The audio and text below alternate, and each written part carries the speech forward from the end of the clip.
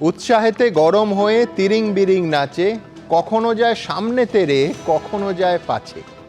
জানি না আজ বেঁচে থাকলে হয়তো বাংলাদেশের লড়াই খ্যাপাদের দেখে সুকুমার রায় এই লাইনগুলোই আরেকবার লিখতেন।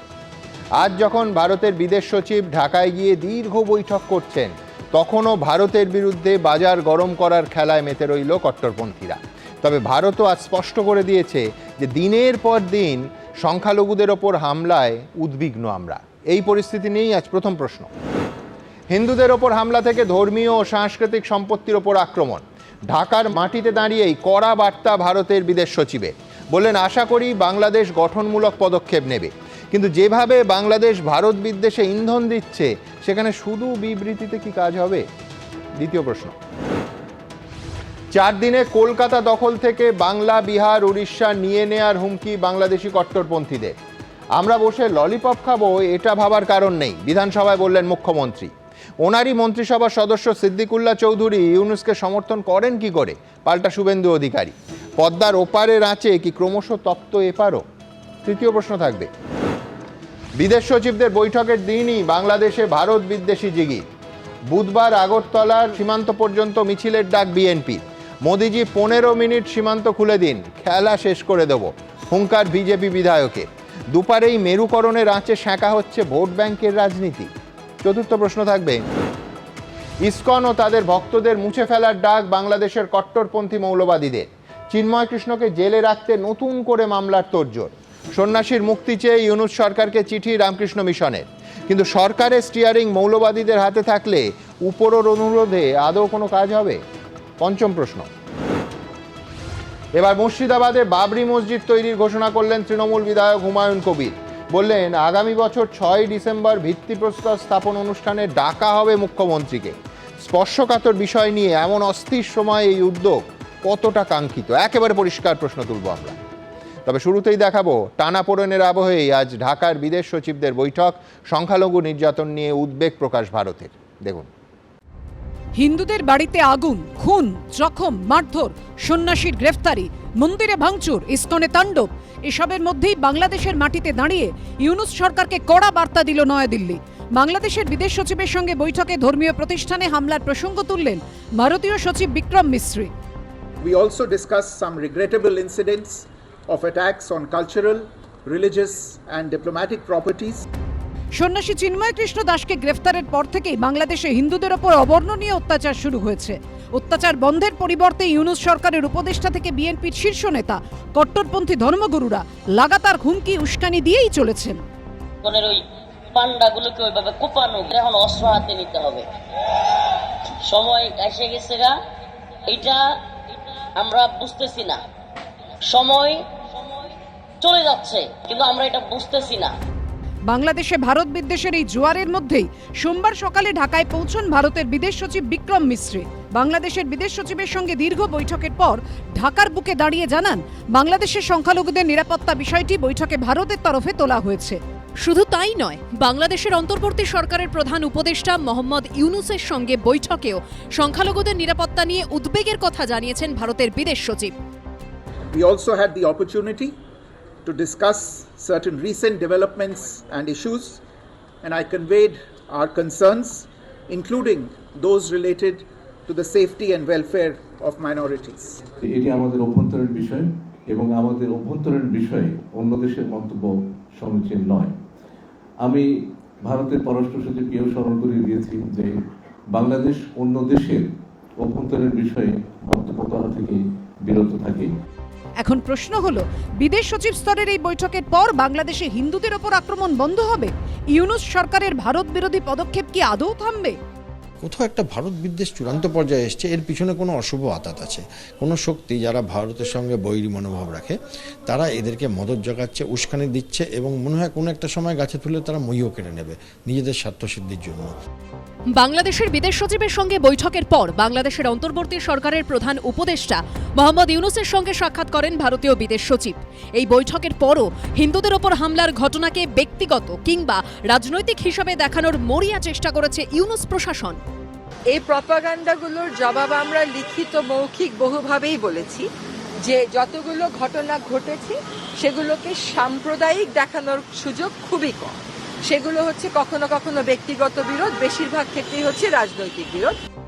মূল প্রশ্ন হলো পাকিস্তান ও চীনের কাছাকাছি আসতে মরিয়া চেষ্টা চালাচ্ছে যে মোহাম্মদ ইউনূস, তিনি কি মোদী সরকারের এই কূটনৈতিক বার্তায় কান দেবেন? দীপক ঘোষ, সত্যজিৎ বৈদ্য ও অর্ণব মুখোপাধ্যায়ের রিপোর্ট, এবিপি আনন্দ। দেখুন, এমনিতে বহুদিন আগে অবসর নেওয়া সেনাকর্তা কথা বলতে বলতেই হাঁপাচ্ছেন, আর 15 মিনিট হাঁটতেই পারবেন না, বসে পড়তে হবে। ভাবুন, তিনি যদি বলেন যে 4 দিনে তাঁরা মানে বাংলাদেশ কলকাতা দখল করে নেবে, বিশ্বাস করুন সেই সব কথাকে বিশেষ গুরুত্ব দেওয়ার কোনো কারণ নেই। গুরুগম্ভীর বিষয়ের মধ্যে অনেক সময় কমিক রিলিফ লাগে, এইসব হাস্যকর চরিত্ররা দায়িত্ব নিয়ে সেগুলো জুগিয়ে থাকেন। কিন্তু ভাবুন, যখন ভারতের বিদেশ সচিব বাংলাদেশে উড়ে গিয়ে সংখ্যালঘু হিন্দুদের ওপর অত্যাচার, মন্দির ধ্বংসের মতো বিষয় নিয়ে বৈঠক করছেন, তখন সে দেশের প্রধান রাজনৈতিক শক্তি বিএনপি ঢাকা থেকে আগরতলা সীমান্ত পর্যন্ত লং মার্চের কর্মসূচি ঘোষণা করছে, কার্যত ভারত বিরোধী স্লোগান আর ভারত বিদ্বেষকে সামনে রেখে। ঠিক এই জায়গা থেকে আজকের এই অনুষ্ঠান শুরু করব। আমি শুরু করব ব্রিগেডিয়ার আশিস কুমার দত্তকে দিয়ে। ব্রিগেডিয়ার দত্ত, এক হচ্ছে, আমি আবার বলছি যে ওই যারা জনি লিভারের মতো বারবার হুমকি দিচ্ছেন, বারবার বাজার গরম করছেন, তাদের সত্যি সত্যি রাস্তায় নেবে তারা কি করবেন, 4 দিনে কিভাবে কলকাতা দখল করবেন, আমি সে প্রসঙ্গেই যেতে চাই না। কিন্তু বিএনপির সিনিয়র যুগ্ম মহাসচিব রুহুল কবির রিজভী, তিনি যখন বাংলা, বিহার, উড়িষ্যার পাল্টা দখলের দাবি করেন, কিংবা এই ধরনের একেবারে সরাসরি জায়গার নাম করে উস্কানিমূলক বিবৃতি দেন, তাকে তো সিরিয়াসলি নিতে হয়, একেবারে কমেডিয়ান বলে উড়িয়ে দেওয়া যায় না। সুতরাং এই ব্রিগেডিয়ার দত্ত, এই যে একটা যুদ্ধ খেলা, একটা জিঙ্গোইজম, এর ভেতরে আদৌ কোনো বাস্তবতা আছে? আমি যদি শুধু সামরিক ক্ষেত্রে ধরি, ভারত এবং বাংলাদেশের কোনো তুলনা সম্ভব? কোনো তুলনার আদৌ কোনো জায়গা আছে? একেবারেই না। আমি আগে একটা সপ্তাহখানেক আগে শুনেছিলাম একজন নেতা, উনি অবশ্য জিহাদি নেতা, উনি বলেছিলেন যে লালমনিরহাটেও নাকি ওরা একটা এয়ারবেস করবে, ওখানে 55টা এয়ারক্রাফট রাখবে। বেশ, to best of my knowledge ওদের কাছে শুধু রয়েছে about 40 aircraft on service wise, সেগুলো সব চাইনিজ। আচ্ছা, রাইট। এবং যখন এর আগে সরকার পতনের আগে হাসিনা সরকার পরিষ্কার বলেছিলেন যে Chinese equipment is not reliable. এবার আমি এতে ফিরে আসি। সুতরাং লালমনিরহাটে একটা এয়ারবেস তৈরি করতে কত মিলিয়ন রুপিস খরচা হবে, মিলিয়ন ডলার্স খরচা হবে, ওদের কোনো আইডিয়া নেই। সেসব এগুলো সমস্ত পাগলের প্রলাপ, কথাবার্তা বলে লাভ নেই। দ্বিতীয় কথা, ওরা বলেছিলেন আবার একটা স্ট্র্যাটেজিক, সব মৌলবাদী স্ট্র্যাটেজিক বলেছিল, আমরা তো চিকেন স্নেক কেটে দেবো, চিকেন স্নেক কাটলে আগরতলা থেকে আরম্ভ করে সমস্ত নর্থ ইস্ট ইন্ডিয়া শেষ হয়ে যাবে। চিকেন স্নেকটা কাটবে কী করে? তার জন্য তো ওদের একটা অ্যাগ্রেশন করতে হবে। আর আমরা তো সেই অপরচুনিটির জন্য বসে আছি। As a responsible nation, as per UN charter, আমরা গিয়ে কোনো বিদেশে হামলা করতে পারি না। ওরা আমাকে একজন প্রভোগ করেছিলেন যে আমরা কেন, আমি ভারতীয় সাংবাদিকের কথা বলছি, আমরা কেন বালাকোট করব না? কোনো এক্সকিউজ নেই তো বালাকোট করার। বালাকোটের জন্য ওরা আগে অ্যাগ্রেশন করেছিল। সুতরাং যতক্ষণ না ওরা অ্যাগ্রেশন করছে ততক্ষণ এই চিকেন স্নেক ওয়েডিং করার কোনো ব্যাপার নেই। ওদের কাছে টাকা নেই, ব্যাংকরাপ্ট নেশন, পাকিস্তানের মতো একটা ব্যাংকরাপ্ট নেশনের পেছনে ঘুরছে, তাদের মদতে তারা কি মদত করবে?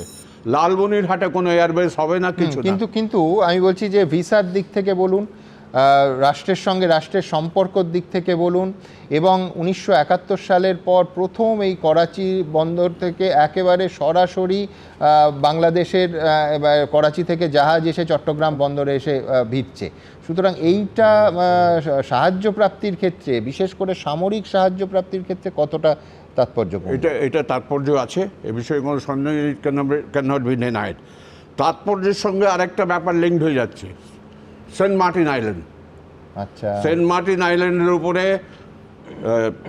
ইউএসএ খুব একটা নজর ছিল, এবং অ্যান্ড্রু লু, ওদের বিদেশ ফরেন মিনিস্ট্রি, ও এসে অনেক দিন ধরে আলোচনা করলো, শেখ হাসিনা রাজি হননি,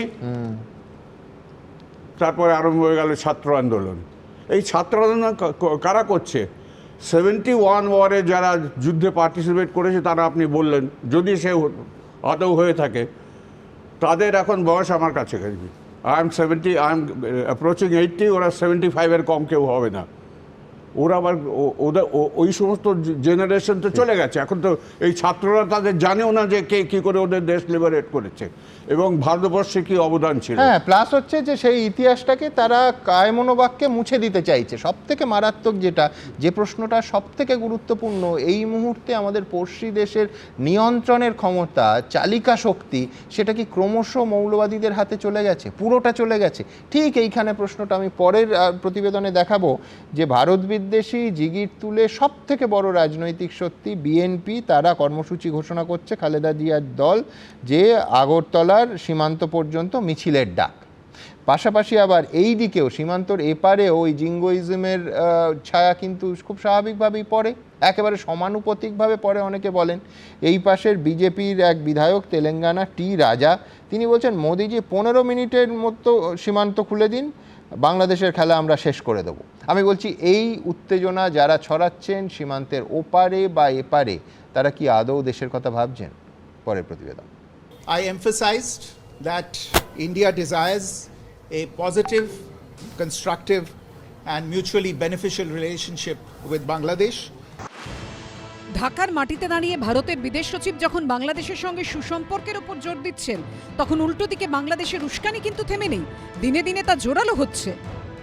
ভারতীয় আগ্রাসনের বিরুদ্ধে আমরা জনগণকে ঐক্যবদ্ধ করে আগরতলার অভিমুখে আখাউড়া পর্যন্ত আমরা লং মার্চের ঘোষণা দিচ্ছি।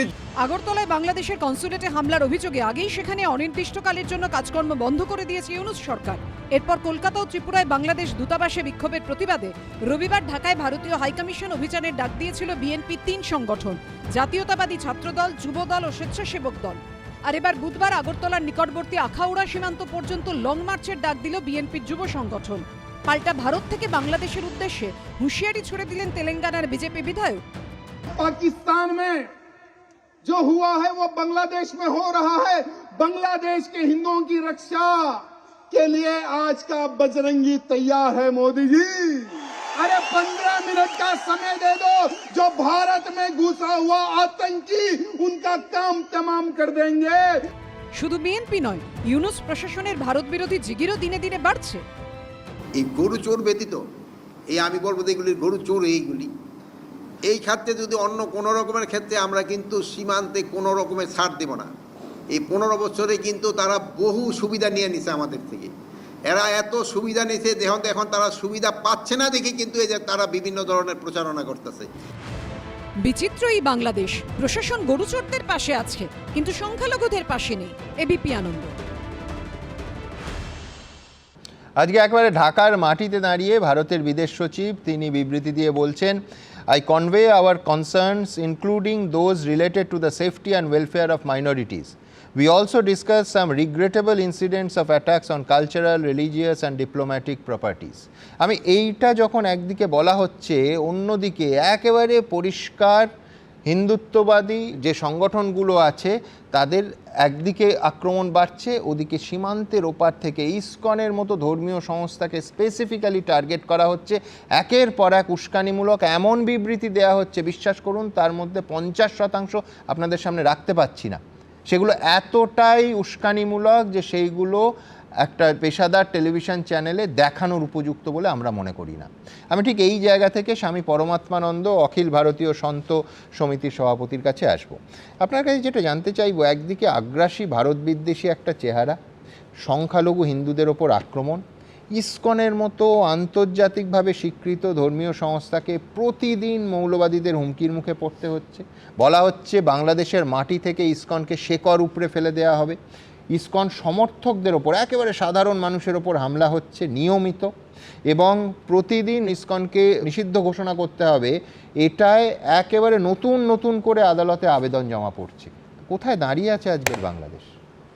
সবচেয়ে বড় কথা, বাংলাদেশে আজকে যে বিদ্বেষটা ছড়ানো হচ্ছে এটা একদম সংখ্যালঘু হিন্দুদের ওপর পিন পয়েন্ট করা হয়েছে। প্রতি মুহূর্তে প্রতি পদে হিন্দুদের কি করে ওখান থেকে ওয়াশ আউট করে দেওয়া যায়, হিন্দুদের শেষ করে দেওয়া যায়, সংখ্যালঘু হিন্দুদের ধর্মাচরণ, তাদের ধর্মীয় বিন্দু, মূর্তি, তাদের ধর্মস্থান, সেগুলোকে বিধ্বস্ত করে দেওয়া যায়, তার একটা পরিকল্পনা। এবং সেই পরিকল্পনার একেবারে মুখ্যতে চলে এসেছে ইসকন, যে ইসকন একটা আন্তর্জাতিক সংস্থা, যাদের হরিভক্তি আন্দোলন, যাদের প্রেম বিতরণের আন্দোলন সারা পৃথিবীতে মুক্তির পথ দেখায়, শান্তির পথ দেখায়, আজকে তারা লক্ষ্যের অভিমুখ হয়ে গেছে। এবং অ্যালিবাইটা লক্ষ্য করবেন, প্রথমে বলা হচ্ছে যে ব্যক্তিগতভাবে চিন্ময় কৃষ্ণকে ধরা হয়েছে, এর পেছনে ইসকন নেই, কিন্তু প্রত্যেকটা তারপর সেন্টার ধরে ধরে হামলা হচ্ছে এবং কার্যত সমর্থকদের ওপর নির্যাতন হচ্ছে। এক তো চিন্ময় কৃষ্ণকে নাটকীয়ভাবে সেখান থেকে অপহরণ করা হলো, বলা হলো তাকে অ্যারেস্ট করা হয়েছে, তাকে না প্রসাদ দেওয়া হচ্ছে, না ওষুধ ঠিক মতো দেওয়া হচ্ছে, এবং একজন অভিযুক্ত যে সামান্য সাহায্যটুকু পায়, তার আইনজীবীর সমর্থন পায়, সেটা পর্যন্ত তিনি ঠিক মতো পাচ্ছেন না। তারপরে চিন্ময় কৃষ্ণকে ছেড়ে গিয়ে ইসকনকে এইবারে আক্রমণ করা হচ্ছে, ইসকনের হোর্ডিং নামিয়ে ফেলা হচ্ছে, রাধাকৃষ্ণের মূর্তি জ্বালিয়ে দেওয়া হচ্ছে, লক্ষ্মীনারায়ণের বিগ্রহ ভাঙচুর হচ্ছে, আমরা দেখতে পাচ্ছি দগ্ধ জগন্নাথ, বলরাম, সুভদ্রা দাঁড়িয়ে রয়েছে। এই যে অমানবিক সংখ্যালঘুদের ওপর এই নির্বিচারে আক্রমণ, এটা কোনো দিন আমরা মেনে নিতে পারি না। এ দেশের হিন্দু হিসেবে আমাদের মায়েরা, ভাই বোনেরা, পরিবারের লোকেরা, আমাদের রক্তের সম্পর্কের লোকেরা, আমাদের কৃষ্টি সংস্কৃতির ধারক বাহকেরা ওপারে আর্তনাদ করছে, আমরা এপারে চুপ করে থাকতে পারি না। এটা কোনো দেশের আভ্যন্তরীণ বিষয় হতে পারে না। মানুষ মরছে, একদল শক্তিশালী মানুষ কিছু দুর্বল মানুষকে হত্যা করছে, হত্যার চক্রান্ত করছে, তাদের কৃষ্টি সংস্কৃতি স্মৃতিসহ উপরে তাকে ফেলে দেওয়ার চেষ্টা করছে। এর বিরুদ্ধে আমরা সোচ্চার হবই। এর পেছনে একটা বড় ষড়যন্ত্র লুকিয়ে রয়েছে।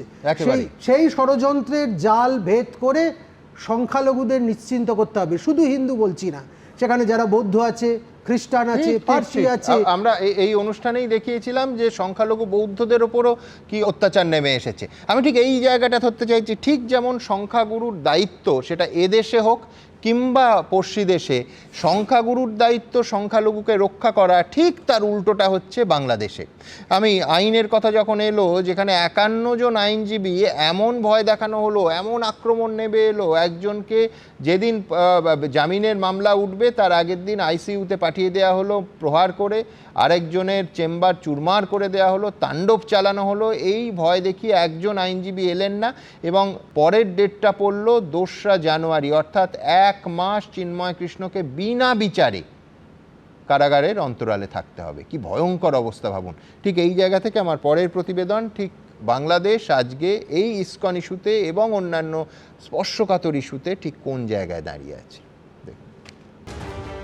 ছাত্র জনতার আন্দোলন, লাঠি, গুলি, মৃত্যু, শেখ হাসিনার দেশ ত্যাগ, ভারতে আশ্রয়, তারপর বাংলাদেশে হিন্দুদের ওপর অত্যাচার, সন্ন্যাসী চিন্ময় কৃষ্ণকে গ্রেফতার, হিন্দুদের বেছে বেছে মার, আগুন, মন্দিরে ভাঙচুর, আইনজীবীদের বিরুদ্ধে মিথ্যা মামলা, বেধড়ক মারধর করে হাসপাতালে ভর্তি করে দেওয়া, ইউনূস সরকারের লাগাতার ভারত বিরোধী পদক্ষেপ, ভারত বিরোধী জিগির, ভারতকে ব্যান্ডউইথ ট্রানজিট দেওয়ার সিদ্ধান্ত প্রত্যাহার, ভারতের বদলে খাদ্য সামগ্রী আমদানির জন্য বিকল্প দেশ খোঁজা, বিএনপির শীর্ষ নেতার ভারতের শাড়ি পরানো, নিত্যদিন হুমকি, হুঁশিয়ারি, এমনকি যুদ্ধের হুমকি।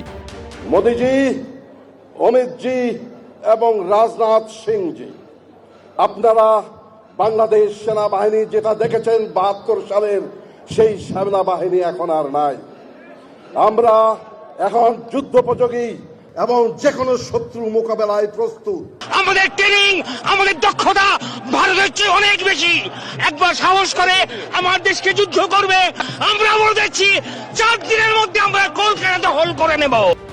এই আবহেই ইউনূস সরকারের আমলে প্রথমবার ঢাকায় পা রাখলেন ভারতীয় বিদেশ সচিব। ধর্মীয় প্রতিষ্ঠানে হামলা থেকে সংখ্যালঘুদের বিরুদ্ধে নানা ঘটনা, বৈঠকে বিভিন্ন প্রসঙ্গ তুলল নয়াদিল্লি। একই সঙ্গে ভারত যে বাংলাদেশের সঙ্গে সুসম্পর্ক চায় তাও বললেন বিদেশ সচিব। I emphasized that India desires a positive, constructive and mutually beneficial relationship with Bangladesh. কিন্তু নয়াদিল্লির বন্ধুত্বের বার্তার পরেও বাংলাদেশ পাল্টায়নি, তাদের ভারত বিদ্বেষ একই রকম। বিএনপির যুগ্ম সচিব রুহুল কবির রিজভী বলেছেন, শেখ হাসিনা বাংলাদেশকে ভারতের দাসে পরিণত করেছিল, যার ফলে শেখ হাসিনার পতনে ভারত হতাশ হয়েছে। তারা বাংলাদেশে ধর্মীয় বিদ্বেষ ছড়িয়ে দিতে চাইছে। ভারত সরকার বলছে আমাদের দেশে হিন্দুর ওপর নির্যাতন করা হচ্ছে, কিন্তু তাদের মতো আমাদের দেশে এসব ঘটনা ঘটেনি। যেখানে তারা শত বছরের বাবরি মসজিদ ভেঙে মন্দির করেছে, নির্বিচারে তারা মানুষ হত্যা করেছে, এখন তারা বাংলাদেশের খুনি হাসিনার পতনের পর আবোল তাবোল বলছে। বাংলাদেশকেই বাধ্য করা উচিত এর সমাধান বার করতে। যেই ক্যাওসটা আজকে বাংলাদেশে চলছে, যদি এটা তারা ঠিকঠাক এরকম 2-4টে আরও মিটিং হলে যদি এটা করে তুলতে পারে তাহলে ভালো, আর যদি না পারে তাহলে বাংলাদেশে পাকিস্তান বা সিরিয়ার পথে হাঁটছে। ভারত বিরোধী আরও এক পদক্ষেপ নিয়ে বাংলাদেশিদের জন্য ইউরোপীয় ইউনিয়নের সদস্য রাষ্ট্রগুলোর ভিসা সেন্টার দিল্লি থেকে সরিয়ে ঢাকায় অথবা প্রতিবেশী কোনো দেশে স্থানান্তরের অনুরোধ জানালেন অন্তর্বর্তী সরকারের প্রধান উপদেষ্টা মোহাম্মদ ইউনুস। তিনি বলেন, ভারত বাংলাদেশিদের জন্য ভিসা সীমিত করায় অনেক শিক্ষার্থী দিল্লি গিয়ে ইউরোপের ভিসা নিতে পারছেন না, ফলে তাদের শিক্ষাজীবন নিয়ে অনিশ্চয়তা তৈরি হয়েছে। ইউরোপের বিশ্ববিদ্যালয়গুলো বাংলাদেশের শিক্ষার্থী পাচ্ছে না। ভিসা অফিস ঢাকা অথবা প্রতিবেশী কোনো দেশে স্থানান্তর হলে বাংলাদেশ ও ইউরোপীয় ইউনিয়ন উভয়ই উপকৃত হবে।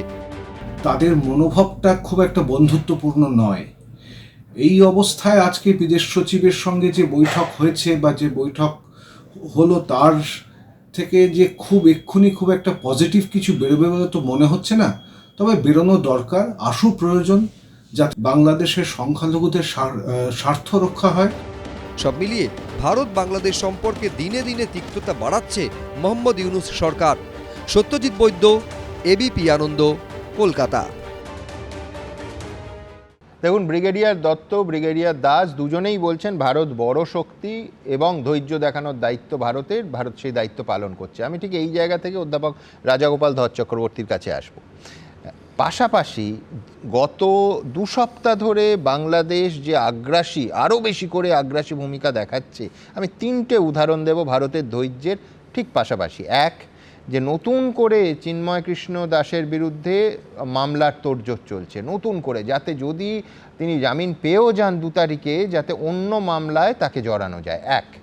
2 হচ্ছে বাংলাদেশ থেকে ইসকনকে উচ্ছেদ করা, একেবারে এই ভাষায় ইসকন ভক্তদের মুছে দিতে হবে, মানে কার্যত খুনের হুমকি দেয়া হচ্ছে। এখনো পর্যন্ত কোনো সরকারি দলে বা এই সরকারের যারা বাংলাদেশের চালিকা শক্তি একটা নিন্দার বাক্য এই মন্তব্যগুলো সম্পর্কে আমরা পাইনি। 3, বিএনপি আজকে একবারে ঘোষণা করে দিল, যেদিন ভারতের বিদেশ সচিব ওই মাটিতে বৈঠক করতে গেছেন, যে ত্রিপুরা বর্ডার অবধি লং মার্চ হবে, এবং আমি বলছি যে আর বলার অপেক্ষা রাখে না যে কতটা আগ্রাসী সরকার যারা চালাচ্ছেন তাদের মনোভাব কি, এর ফল আউট কি? না, দেখুন, আমরা দেখেছি যে বাংলাদেশ স্বাধীন হয়েছিল ল্যাঙ্গুয়েজ ন্যাশনালিজমের ভিত্তিতে। একদম, সেটা তাদের ভিত্তি ছিল, বহুদিন সেটা চালিয়েছে। কিন্তু এখন ওরা মনে করছে ওই ল্যাঙ্গুয়েজ ন্যাশনালিজম চলবে না, এখন হচ্ছে কমিউনাল ন্যাশনালিজম, মানে অ্যান্টি হিন্দু ন্যাশনালিজম, সেটাকেই কাজে লাগাতে হবে এবং সেটাই করে যতটা পারা যায় দেশকে ঐক্যবদ্ধ করা।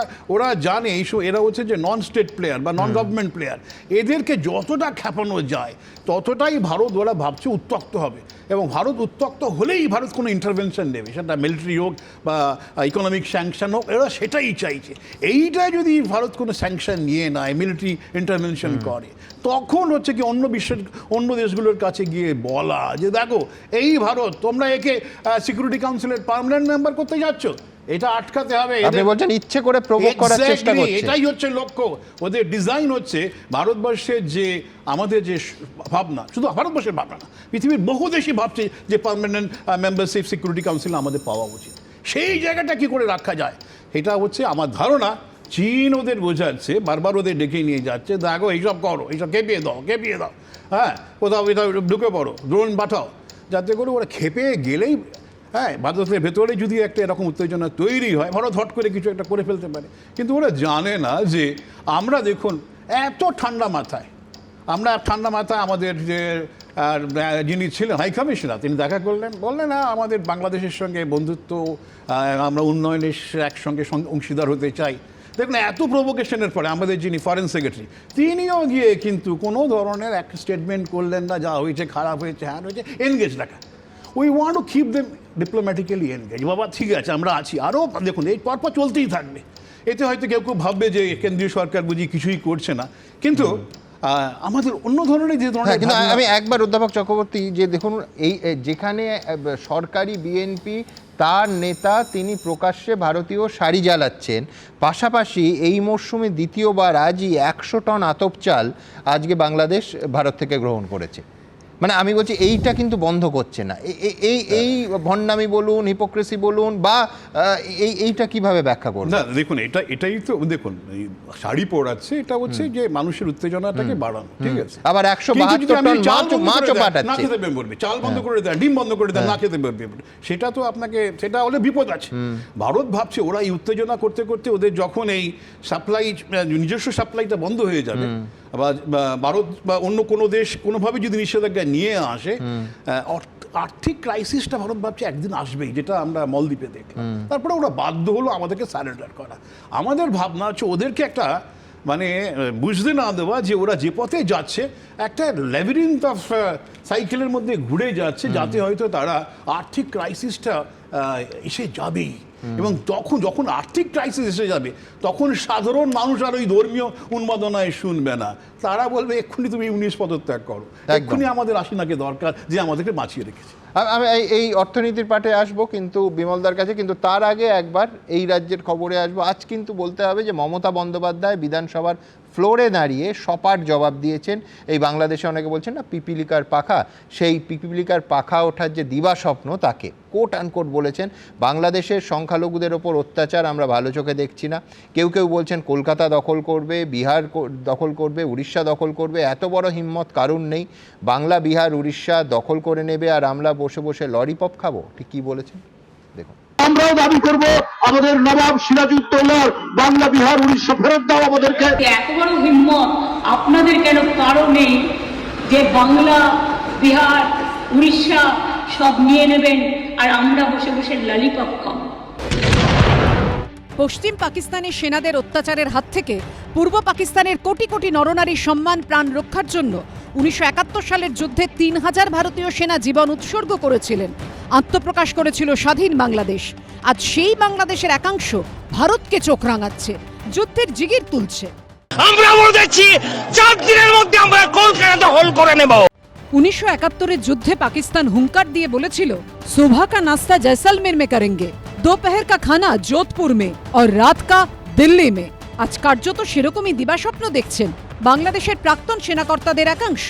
আমার কাছে খবর আছে ঢাকা থেকে 3 লক্ষ হাতে টানা রিক্সা রওনা দিয়েছে কলকাতা দখল করার জন্য। দেখুন, ওরা দখল বলতে বোঝে হয়তো ওই আমাদের ওই রাস্তাটা এসে ওই কস্তুরি বা প্রিন্সে কোনো খাবার দাবার খাবে, সপরিবারে এসে খাবার দাবার, ওইটাকে দখল টখল বলে এটা বোধহয় কিছু বোঝাতে চাইছেন। বিএনপির শীর্ষ নেতা তো আবার এক ধাপে গিয়ে বাংলা, বিহার, ওড়িশা চাইছেন। আমরাও দাবি করব আমাদের নবাব সিরাজউদ্দৌলার বাংলা, বিহার, উড়িষ্যা ফেরত দাও আমাদেরকে। 2011 সালের জনগণনা অনুযায়ী পশ্চিমবঙ্গের জনসংখ্যা 9 কোটিরও বেশি, বিহারের 10 কোটিরও বেশি, ওড়িশার 4 কোটির বেশি, অর্থাৎ সব মিলিয়ে 23 কোটির বেশি। আর বাংলাদেশের জনসংখ্যা 17 কোটির সামান্য বেশি। আর এখানেই প্রশ্ন যে বাংলাদেশ ঠিকভাবে নিজেদের 17 কোটি জনসংখ্যা সামলাতে পারে না, তাদের জন্য খাদ্যের ব্যবস্থা করতে পারে না, নিরাপত্তা সুনিশ্চিত করতে পারে না, তারা কিনা বাংলা, বিহার, ওড়িশা চাইছে। যারা কেউ কেউ বলছে বিহার দখল করব, উড়িষ্যা দখল করব, আমি বলি ভাই ভালো থাকবেন, সুস্থ থাকবেন, সুন্দর থাকবেন, কিন্তু এত বড় হিম্মত আপনাদের কেন কারণ নেই যে বাংলা, বিহার, উড়িষ্যা সব নিয়ে নেবেন আর আমরা বসে বসে ললিপপ খাবো? এটা ভাববার কোনো কারণ নেই। আমরা যথেষ্ট সচেতন নাগরিক এবং আমরা যথেষ্ট সক্রিয়, কিন্তু আমরা ধৈর্যের পরীক্ষা দিই। 1947, 1965, 1971, 1999 পাকিস্তানকে 4 বার ভারত বুঝিয়ে দিয়েছে সেনার শৌর্য বীরত্ব কি। আর যে বাংলাদেশ সামরিক দিক থেকে ভারতের ধারে কাছে আসে না, তারা কিনা ভারতকে যুদ্ধের হুমকি দিচ্ছে। উজ্জ্বল মুখোপাধ্যায়ের রিপোর্ট, এবিপি আনন্দ। আমি বিমলদার কাছে আসবো। বিমলদা, এতদিন সমালোচনা ছিল যে মুখ্যমন্ত্রী কেন আরও সরাসরি বলছেন না, একেবারে সংখ্যালঘু হিন্দুদের কথা বলছেন না। আজকে যথেষ্ট আপনাদের কড়া মনে হচ্ছে কিনা, ইটের বদলে পাটকেল বলবেন? বাপরে বাপ, আমি ভয় পেয়ে যাচ্ছি এরকম তেজ দেখে। আসলে ওই বাবা মা ছেলেকে প্রথম শেখাচ্ছে টুইঙ্কল টুইঙ্কল বল বাবা, বাইরের লোক এসছে শুনুক একটু। অনেকক্ষণ পরে ছেলে বেজার মুখে বলল টুইঙ্কল টুইঙ্কল, বাবা বলে এই তো বলতে শিখেছে। আজকে তৃণমূলের আনন্দ দেখে আমার মনে হলো ওই টুইঙ্কল টুইঙ্কলের গল্পটা আমার মনে পড়ে গেল। যাকে বলেছেন ভালো, চাপে পড়ে বলছেন। কোন চাপে পড়ে কি পড়েছে খুব গুরুত্ব দেওয়ার প্রয়োজন আছে। তৃণমূল কংগ্রেস এবং ফরেন পলিসি এটা নিয়ে যদি আমাকে আলোচনা করতে হয়, আমি কালকে চাকরিটা ছেড়ে দেবো, আমি আর চাকরিটা করবো না। সুতরাং আমি একটা অন্য আলোচনা করি, সেটা হচ্ছে এইটা না করে বাংলাদেশে হিন্দুদের ওপর যে অবর্ণনীয় অত্যাচার হচ্ছে, আজ অবধি তৃণমূল কংগ্রেস একটা এর জন্যে মিছিল করেছে কি সুমন? আমাকে দেখিয়ে দিলে আমি মেনে নেবো।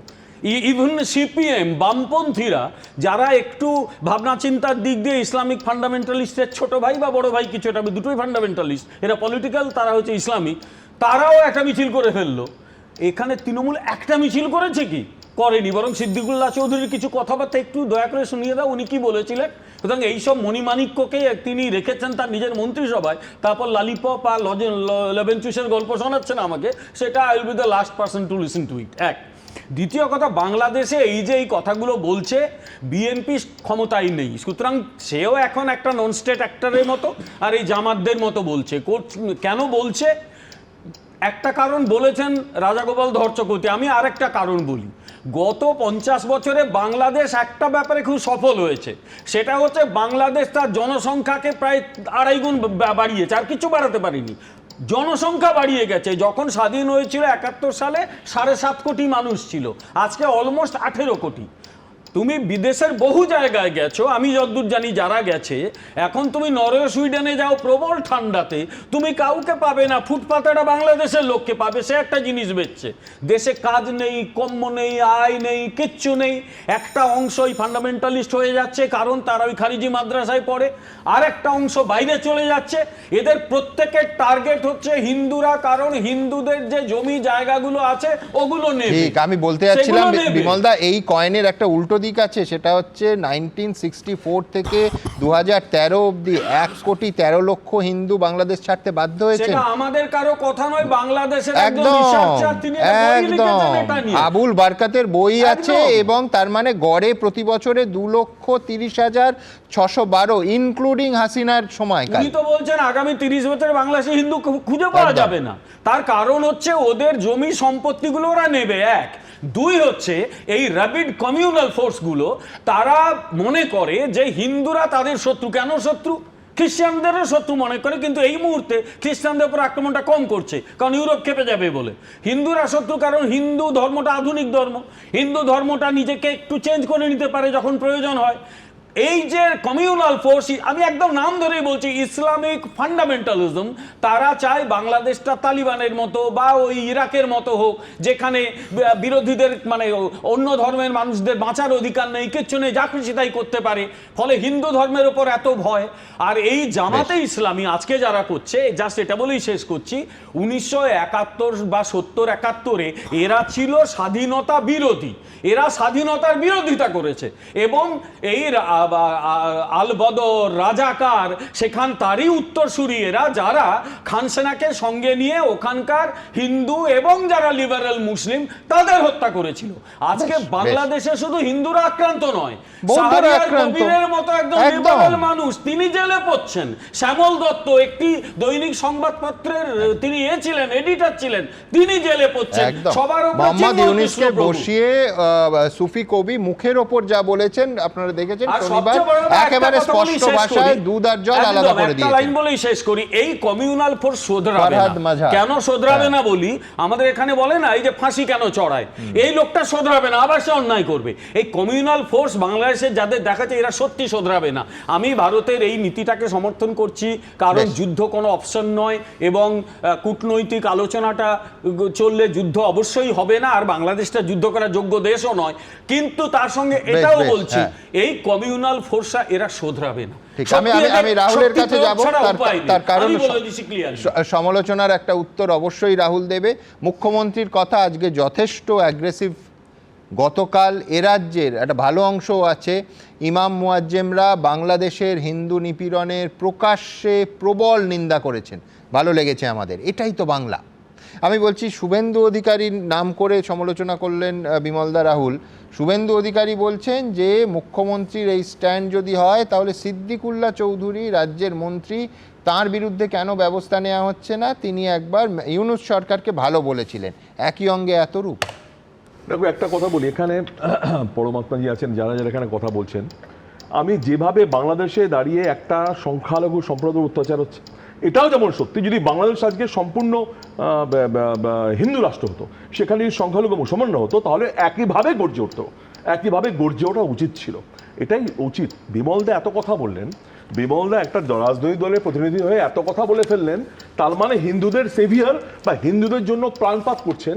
যেখানে দাঁড়িয়ে মমতা বন্দ্যোপাধ্যায় প্রথম থেকে বা অভিষেক বন্দ্যোপাধ্যায় বলেছিলেন, সুমন, ভারত সরকার যেভাবে যে রাষ্ট্রে যে নীতি নেবে রাজ্য সরকার তার সঙ্গে আছে, এর থেকে বেশি বলার নেই জায়গা।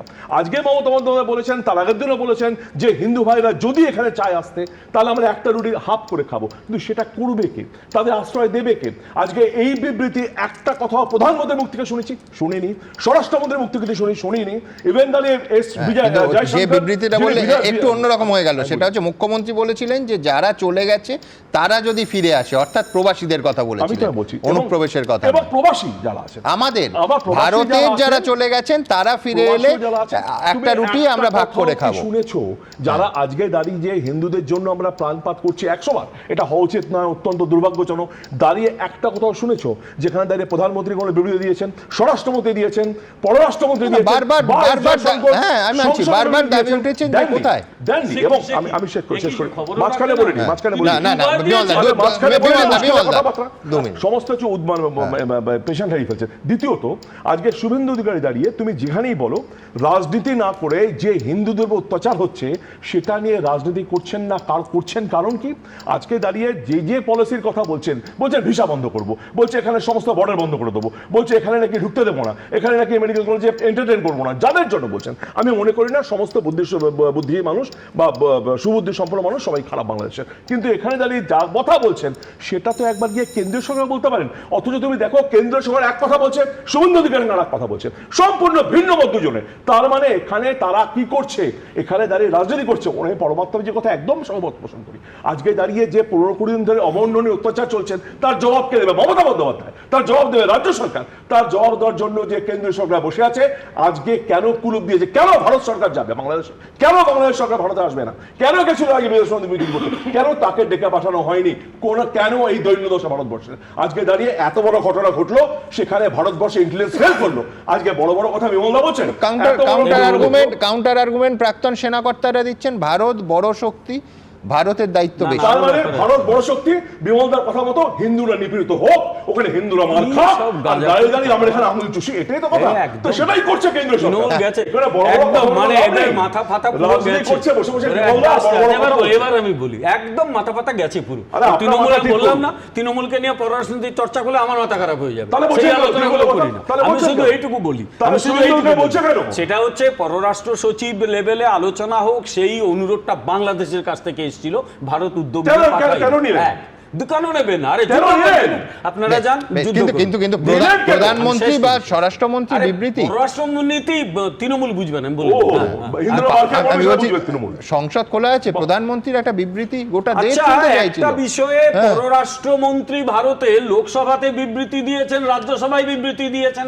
1, 2, যখন এই মোহাম্মদ ইউনূস একটা সরকার নামক জিনিস গঠন করলেন, এটাকে সরকার বলে আমি মানি না, ওই কনস্টিটিউশনে এই সরকারের একবার লিখিত বিবৃতি দাঁড়িয়ে কিচ্ছু বলেননি। এই পরিবর্তিত সময়ে যখন হিন্দুদের উপর আক্রমণ শুরু হয়েছে তারপরে কোথায় বলেছেন? প্রধানমন্ত্রী বলেননি ইউনূসকে যে আপনি এখানে দায়িত্ব পেয়েছেন সমস্ত সংখ্যালঘু বিশেষত হিন্দুদের মানে রক্ষার দায়িত্ব আপনার, ভারতের প্রধানমন্ত্রী বলেননি ফোনে ইউনূসকে?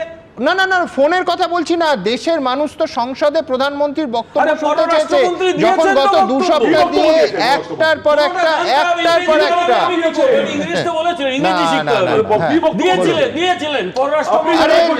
দিয়েছি, তা নিয়ে আমরা আলোচনা করেছি। পররাষ্ট্র দপ্তরের অফিসিয়াল প্রেস রিলিজের কথা বলছি না বিমলদা। আমি আবার বলছি, ভারতের পররাষ্ট্রমন্ত্রী সংসদে 2টি কক্ষে যথেষ্ট জোরালো, আবার বলছি বিমলদা, হাসিনা সরকারের পতন হওয়ার পর একটা বিবৃতি দিয়েছিলেন। আমি বলছি হিন্দুদের ওপর আক্রমণ, স্পেসিফিক আক্রমণ শুরু হওয়ার পর কোনো বিবৃতির প্রধানমন্ত্রীর তরফে আসেনি। প্রধানমন্ত্রীর কথা আমি বিদেশ বলছি না, বিদেশ মন্ত্রক এক পাতার একটা লিখিত বিবৃতি হয়েছিল, 3 ঘন্টার মধ্যে বাংলাদেশ সরকার তার আরো কড়া জবাব দিয়েছে। বাংলাদেশ তো তার জবাব দেবে, ভারতবর্ষ শুধু বয়ানবাজি রাজনীতি করতে হবে। মুশকিল হচ্ছে তৃণমূলে আবার কথা বলতে এদের তো বয়ানবাজি আছে, মুখে বড় বড় কথা, কাজটা কিছু করে না। আমাদের ওতে কাজটা করতে হবে, কাজটা করতে হবে, কারণ এই অঞ্চলে বাংলাদেশে যা ঘটছে সেটা বেশি দিন ঘটতে দেওয়া যায় না। আর বাংলাদেশে বাংলাদেশে যা ঘটছে ওরা জানে যে আগামী জানুয়ারি মাস থেকে ইন্টারন্যাশনাল পলিটিক্স চেঞ্জ হচ্ছে। আমি বলছি বিমলদা দূরবীনে দেখার চেষ্টা করছেন যে 20 তারিখ আমেরিকার রাষ্ট্রপতি হিসেবে ট্রাম্প শপথ নেবেন, তারপর আন্তর্জাতিক ক্ষেত্রে ছবিটা পাল্টাবে। কাজ কি হবে, কাজের দিকে নজর তো আছে, কিন্তু এইখান থেকে আমি পরের প্রতিবেদনে দেখাবো যে চিন্ময় কৃষ্ণ দাসের মুক্তির দাবিতে ইউনূস সরকারকে আজ সরাসরি চিঠি দিল রামকৃষ্ণ মিশন। দেখুন, ইসকনকে বাংলাদেশে নিষিদ্ধ করতে হবে। কেউ ইসকনকে বলছেন ক্যান্সার, তো কেউ ইসকনের বিরুদ্ধে অস্ত্র তুলে নেওয়ার ডাক দিচ্ছেন। সন্ন্যাসী চিন্ময় কৃষ্ণ দাসের গ্রেফতারির পর থেকে হিন্দুদের ওপর অত্যাচারের পাশাপাশি ইসকনকেই একেবারে মুছে ফেলার ডাক দিচ্ছে মৌলবাদীরা। এই আবহেই এবার ইউনূস সরকারকে চিঠি লিখে অবিলম্বে চিন্ময় কৃষ্ণ দাসের মুক্তির দাবি জানালো রামকৃষ্ণ মিশন। ঢাকা রামকৃষ্ণ মঠ ও মিশনের অধ্যক্ষ ও সম্পাদক স্বামী পূর্ণাত্মানন্দ চিঠিতে লিখেছেন, সম্প্রতি দেশের সার্বিক পরিস্থিতি বিবেচনায় শ্রী চিন্ময় কৃষ্ণ দাস ব্রহ্মচারীকে কারামুক্তি দিলে আপনার সরকারের ভাবমূর্তি উজ্জ্বল হবে বলে আমরা মনে করি। আমরা রামকৃষ্ণ মিশনকে অনেক ধন্যবাদ জানাই, ওরা চিঠি লিখেছে, আর এটাই দরকার আছে। এরকম যদি টার্গেট করা হয় তাহলে তো ভালো নয়। বাংলাদেশে ইসকনের মন্দিরে হামলা হচ্ছে, বন্ধ করে দেওয়া হচ্ছে একের পর এক ইসকনের শাখা, হিংসাত্মক উস্কানি দিচ্ছে মৌলবাদীরা। আমি স্পষ্ট দেখতে পাচ্ছি বাংলাদেশে এখন সবচেয়ে বড় বিপর্যয়কারী হচ্ছে ইসকন। ইসকন হচ্ছে হিন্দুত্ববাদী উগ্রবাদী এক সংগঠন। সারা বাংলাদেশে ইতিমধ্যে এটা ক্যান্সারের মতো রূপ ধারণ করেছে। আমি আসার সময় দেখলাম আপনাদের এই অঞ্চলে ইসকনের মনে হয় একটা মন্দির আছে। এরা সমাজে ক্যান্সারের মতো, কিসের মতো? ক্যান্সারের কোনো অ্যান্সার, ক্যান্সারের একটাই অ্যান্সার, সেটা হচ্ছে এটা উগড়ে ফেলতে হবে। শরীরের যেই অংশে ক্যান্সার হবে সেই অংশটা কেটে না ফেললে এই অংশ ঠিক হবে না, সারা শরীরে ক্যান্সার ধরবে। খুব ডেঞ্জারাস, আর আমাদের ভক্তরা খুব চিন্তিত আছে। সব থেকে চিন্তার এটা বিষয় কি যে যদি এরকম মৌলানারা পুরো বাংলাদেশে ঘুরে ঘুরে বেরিয়ে এরকম সভা করছে যেখানে হাজার হাজার মানুষ ওদেরকে শুনছে, এখন এত একসঙ্গে এত মানুষের যদি ব্রেন ওয়াশিং হয়ে যায়, ফিউচারে যদি বাংলাদেশ পুলিশ আর্মি ওরাও যদি ভাববে কি আমরা মাইনরিটির সঙ্গে প্রোটেকশনে যাব, এত লক্ষ লক্ষ মানুষকে কেউ সামলাতে পারবে না। যদি এরা শুরু করে দেয়, ওরা যেটা বলছে ওটা যদি জেনোসাইডটা শুরু করে দেয়, এটা কারো হাতে কন্ট্রোলে থাকবে না। কট্টরপন্থীদের ওপর রাশ টানার কোনো প্রচেষ্টা এখনও ইউনূস সরকার করেনি, তাই আগামী দিনে পরিস্থিতি উন্নত হওয়ার কি আদৌ কোনো সম্ভাবনা আছে? অরিত্রিক ভট্টাচার্য, এবিপি আনন্দ। দেখুন, আলোচনার এই পর্বে এসে আমি সম্পূর্ণ একটা অন্য দৃষ্টিভঙ্গি আপনাদের সামনে রাখব, যে এই ভারত বিদ্বেষ আসলে কি দৃষ্টি ঘোরানোর খেলা। দেখুন, এই মুহূর্তে বাংলাদেশের নাগরিকদের সব থেকে বেশি পীড়া যেটা দিচ্ছে সেটা হচ্ছে মূল্যবৃদ্ধি। হাসিনার দেশ ছাড়ার পর থেকে জিনিসপত্র আরও অগ্নিমূল্য হয়েছে, আইন শৃঙ্খলা ব্যবস্থা চূড়ান্ত অবনতি হয়েছে, কর্মসংস্থান নেই বললেই চলে। এই রকম একটা জায়গায় একেবারে পাকিস্তানের মডেল মনে করুন, যে মুহূর্তে ভারত বিদ্বেষকে পুঁজি করে দেশের ভেতরে মানে পরিস্থিতি, সাধারণ মানুষের দুরবস্থা চরমে ওঠে, সঙ্গে সঙ্গে পাকিস্তানে বারবার যুগে যুগে পুঁজি হয় কোনটা? ভারত বিদ্বেষ। সেই একই মডেল কি বাংলাদেশে ফলোড হচ্ছে? আমি শুভময় মৈত্রের কাছে আসবো। শুভময়, একটা গণ উন্মাদনা চাই, একটা চূড়ান্ত ভারত বিদ্বেষের জায়গা, একটা যুদ্ধংদেহী মনোভাব যদি হয়, তাহলে এই বহিঃশত্রু, ভারত একটি বহিঃশত্রু, এবং সেই জুজুটা বারবার বাংলাদেশের যারা এই মুহূর্তে সরকার চালাচ্ছে তারা দেখাতে পারেন, তাহলে এই ভেতরের মানুষের ক্ষোভ, তাদের প্রতিদিনকার জীবন যন্ত্রণা, সেইটা কি অনেকটা চাপা পড়ে যাবে? এই খেলাটা বাংলাদেশে খুব সুনিপুণভাবে খেলা হয়ে চলেছে। মানে ধর্ম এক ধরনের আফিম তো বটেই, অনেকেই লিখে টিকে গেছেন আর কি, এবং ধর্ম নিজের ঘরের মধ্যে নিজে করা একরকম, আর আরেকটা হচ্ছে ধর্মটাকে বাজারে বেচা আরেক রকম, অর্থাৎ ধর্মীয় মৌলবাদের কথা যে জায়গায় আসে। এবার এখানে দুটো জিনিস আমি বলতে চাই। এক হচ্ছে হিন্দু মৌলবাদ আর মুসলিম মৌলবাদের মধ্যে একটা পার্থক্য আছে। হিন্দু অধ্যুষিত বলতে আমাদের ভারতবর্ষ একটা বড় দেশ, আর দেখুন মুসলিম দেশ কিন্তু প্রচুর, এবং সেখানে প্রচণ্ড মৌলবাদের প্রকোপ। ফলে এক্সাম্পল যদি চান, মধ্যপ্রাচ্য থেকে শুরু করে পৃথিবীর বিভিন্ন জায়গায় মুসলিম মৌলবাদীরা কিন্তু অনেক বেশি এক্সাম্পল পান। ভারতের হিন্দু মৌলবাদীদের তুলনায় এক্সাম্পল কম, এবং সেটা যখন ঘটে ভারতীয়রা অনেক ক্ষেত্রে তাদের ধর্মনিরপেক্ষতার জন্য দেশের মধ্যে থেকেই একটা বিরাট প্রতিবাদের ঝড় তোলেন। ফলে মুসলিমদের অন্যদিকে এই মৌলবাদের একটা সুবিধে আছে। দ্বিতীয়, আজকে যখন হাসিনা হেরে গেলেন আর কি, মানে এই উত্থানে আর কি, ভোটে তো হারলেন না, কারণ আধিপত্যবাদী ভোট চলছিল, সেই সময় এবার বিএনপি মোটামুটি একটা দখল নিয়েছে, জামাতও আছে। এইবার আগামী দিনে তো একটা নির্বাচন মোটের ওপর ওনাদের করতে হবে, হাসিনার মতোই করবেন হয়তো। এবার সেই নির্বাচনটা যখন করবেন, তার জন্যে ওনারা যে মিছিল টিছিলগুলো করছেন, ওনারা দেশে এক জায়গা থেকে আরেক জায়গায়, আগরতলা বর্ডার বা আমাদের যশোর থেকে এসে আমাদের বনগাঁ বর্ডার অব্দি এলেন, এর মাধ্যমে কিন্তু বিএনপির ভোটটা সুরক্ষিত হচ্ছে। অর্থাৎ আগামী দিনের যে নির্বাচনটা যখন পাশাপাশি বলে দিয়েছেন যে আওয়ামী লীগকে ভোটে দাঁড়াতেই দেবেন, ইঙ্গিত খুব পরিষ্কার। কিন্তু নির্বাচনে একটা ব্যবস্থা, নির্বাচনী ব্যবস্থা যেটা ওনারা দেখাবেন এরপর, হয়তো আওয়ামী লীগের মতনই করবেন, সেই জায়গায় মানুষকে উদ্বুদ্ধ করা, এবং মানুষ ক্ষুধা তৃষ্ণা ভুলে যাবে। এ পৃথিবীর বিভিন্ন দেশ দেখেছে, ভারতবর্ষের কিছু অংশ বিভিন্ন সময় দেখেছে। এবার যে মূল প্রশ্নটা আসছে সেটা হচ্ছে তো আগামীকাল বোধহয়, আগামীকাল ওনারা কলকাতা দখল করে নিচ্ছেন। এবার মুশকিল হচ্ছে, মানে এই যে হাড় জিজিরে হাল্লা রাজার সেনা, মানে আমি আয়নার সামনে খালি গায়ে দাঁড়াতে ভয় পাই, মোটামুটি ওনাদের সৈন্যদের চেহারা প্রায় সেই রকম। এবার এই শীতকালে তারা আবার এইদিকে আসবেন, এতটা রাস্তা কাঁথা নাথা চাপা দিয়ে আসবেন, এমনি পেঁয়াজের অভাব, গরমে পেঁয়াজিও খেতে পারবেন না। ফলে একটা ভালো মজা কিন্তু ওনারা আমাদের দিচ্ছেন। আমি এইটা বলবো যে কমিক রিলিফটা কিন্তু অত্যন্ত গুরুত্বপূর্ণ। এই যে সিরিয়াস আলোচনার মধ্যে যে মজাটা ওনারা প্রতিদিন দিচ্ছেন, সেই জায়গায় যে শেষ সিরিয়াস কথাটা বলে শেষ করতে হয়। বিক্রম মিস্ত্রি কি বললেন? পজিটিভ, কনস্ট্রাকটিভ, মিউচুয়ালি বেনিফিশিয়াল হতে হবে দুদেশের সম্পর্ক, পিপল সেন্ট্রিক হতে হবে। ফলে ভারতবর্ষের মধ্যে যত প্রশ্নই উঠুক, হিন্দু মৌলবাদ দিয়ে আমরা যত প্রশ্নই তুলি, আমাদের দেশ হিসেবে একটা সাধারণ মানুষের কথা পিপল সেন্ট্রিক বলে এলেন, এবং কোন জায়গায় গিয়ে সোজা নামলেন গাড়ির থেকে, হেঁটে ঢুকলেন বাংলাদেশে। আমরা তো বলতেই পারতাম যে তোমরা আমাদের দেশে মিটিং করতে এসো, সেটা করতে হলো না। আমরা সাহস করে ঢুকলাম, কথা বললাম, এবং যে বার্তাটা দিলাম, সে বার্তাটা সারা পৃথিবীকে একটা গণতন্ত্রের বার্তা শেখালো।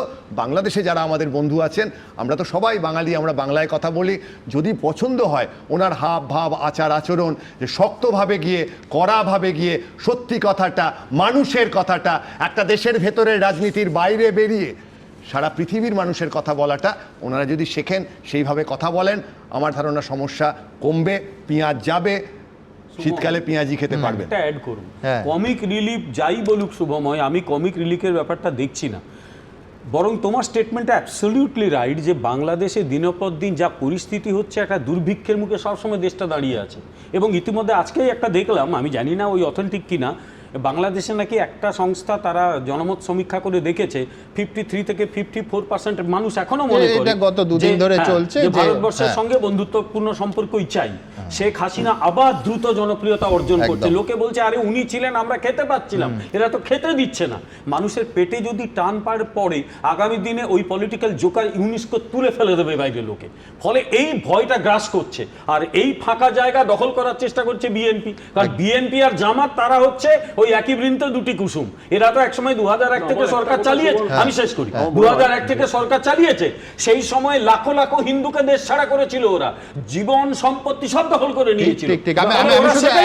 একটা পরিসংখ্যান আপনাদের সামনে রাখবো, সেটা হচ্ছে গত সেপ্টেম্বর থেকে এই সেপ্টেম্বর অবধি মূল্যবৃদ্ধির হার বেড়েছে 9.95%। মানে আমি বলছি এটা অবিশ্বাস্য এবং অত্যন্ত মারাত্মক যে কোনো দেশের পক্ষে। আমি এইখানে শুভমদা একটা চমৎকার উদাহরণ দিয়েছেন যে হেঁটে যাওয়ার কথা বলেছেন। আমি বলছি অনেকে এত দূর চলে গেছেন যে এইটা বলছেন যে আমরা ট্যাঙ্কে করে যেতে পারতাম, কিন্তু আমরা হেঁটে গেছি। এটাই প্রমাণ করে ভারত মহান। ট্যাঙ্কের কথায় মনে পড়লো যে অনেকে যারা যুদ্ধ কথা বলছেন, ভারতের কাছে এই মুহূর্তে ট্যাঙ্ক রয়েছে 4600-র বেশি, যেখানে বাংলাদেশে ট্যাঙ্কের সংখ্যা 320।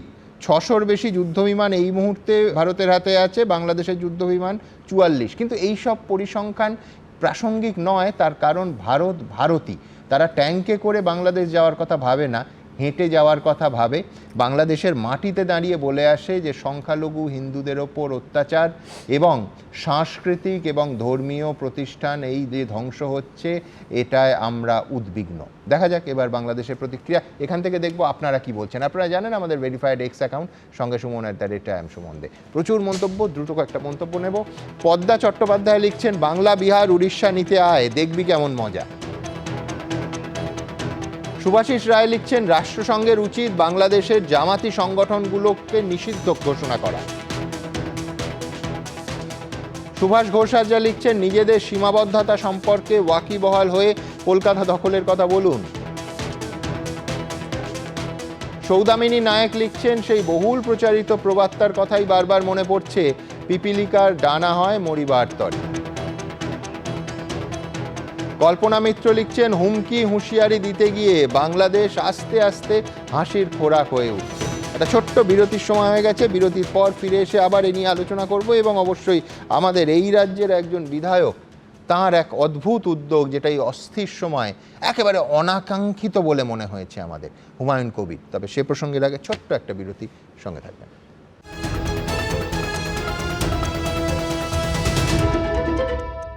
দেখুন, আবার বলছি যে এ রাজ্যের ইমাম মুয়াজ্জেমরা যেভাবে একেবারে সাংবাদিক সম্মেলন করে বাংলাদেশের হিন্দুদের ওপর অত্যাচারের নিন্দা করেছেন, এই নিগ্রহের প্রতিবাদ করেছেন, তাদের কুর্নিশ খুব ভালো লেগেছে। এটাই তো বাংলা।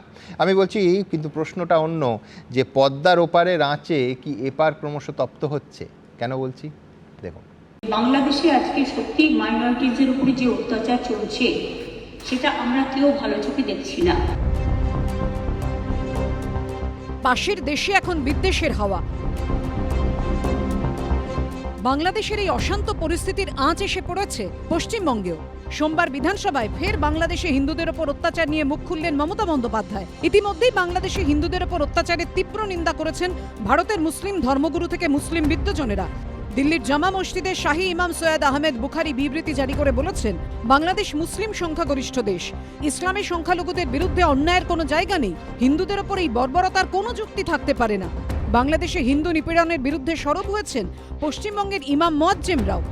যদি কেউ হিন্দুদের প্রতি কেউ যদি আক্রমণ করে থাকে, সেটা কোনো ইসলাম কখনো তাকে সাপোর্ট করে না। এই প্রেক্ষাপটেই সোমবার বিধানসভায় এই নিয়ে মুখ খুললেন মমতা বন্দ্যোপাধ্যায়। আমাকে অনেক সংখ্যালঘু সম্প্রদায়ের অনেকে বলেছিলেন যে আমরা মিছিল করতে চাই, প্রতিবাদ করি। আমি বলেছিলাম না, মিছিল করলে অনেকে তো আছে জানে না, এই সময় সুযোগ নেয় রাজনীতি, আবার একটা দাঙ্গা লাগিয়ে দেবে। আমি দাঙ্গা তো চাই না, আমরা দাঙ্গা চাই না, শান্তি চাই। আমরা সবাই যেন এমন কোনো মন্তব্য না করি যাতে আমাদের কোনো রকম পরিস্থিতি বাংলায় এটাকে নিয়ে খারাপ হয়। পাল্টা এই নিয়ে কটাক্ষ ছুড়ে দিয়েছেন শুভেন্দু অধিকারী। উনি ফেস সেভিং করার জন্য এটা বলছেন, আবার উনার সরকারের মন্ত্রী সিদ্দিকুল্লাহ চৌধুরী সরাসরি মোহাম্মদ ইউনুসকে সমর্থন করছেন, নরেন্দ্র মোদীজির নিন্দা করছেন। আর বাংলাদেশের ঘটনার প্রতিবাদ করতে গেলে সিদ্দিকুল্লাহ চৌধুরীকে, জনাব ফিরাদ হাকিমকে, মাননীয় তোহা সিদ্দিকীকে রানী রাসমণি ব্যবহারের জন্য অনুমতি দেওয়া হয়। আর হিন্দুরা ধ্বজার জাতীয় পতাকা নিয়ে কলকাতার বুকে প্রতিবাদ করতে গেলে হাইকোর্ট থেকে তাদের অনুমতি নিতে হয়। অর্থাৎ একই অঙ্গে বহু রূপ। বিজেপির কাজ হচ্ছে তো এইরকম একটা অশান্তি বজায় রেখে, বিশেষ করে পশ্চিমবঙ্গ বুকে ভারতবর্ষের বিভিন্ন জায়গায় একটা দাঙ্গা দেখাবার পরিকল্পনা। বাংলাদেশের কিছু মানুষ ভুল করছে, আমরা সেটাই ভুল করব, তাহলে আমরা ওদের থেকে উন্নত হলাম কোন দিক থেকে? সব মিলিয়ে বাংলাদেশের আঁচে তপ্ত পশ্চিমবঙ্গের রাজনীতিও। আশাবুল হোসেন, উজ্জ্বল মুখোপাধ্যায় ও বিজেন্দ্র সিংহ রিপোর্ট, এবিপি আনন্দ। আমি ব্রিগেডিয়ার দত্তর কাছে আসবো। ব্রিগেডিয়ার দত্ত, আবার আরেকবার ওই 2016 সালে আবুল বারকাতের সেই রিপোর্টের কথা বলতে হয়, যেখানে বলা হয়েছিল, আমার মনে আছে আমরা অনুষ্ঠানও করেছিলাম, যে এই প্রবণতা অর্থাৎ হিন্দু চলে আসার প্রবণতা যদি বজায় থাকে, আগামী 2-3 দশক পর এদেশে ও দেশে বাংলাদেশে হিন্দু ধর্মাবলম্বী কোনো মানুষ আর খুঁজে পাওয়া যাবে না। আপনি দেখুন, গত 48 ঘন্টায় ত্রিপুরা থেকে শঙ্কর সর্দারকে ধরা হলো, আমি বলবো আইনত গ্রেফতার করা হলো, কিন্তু কি অসহায় আর্তি।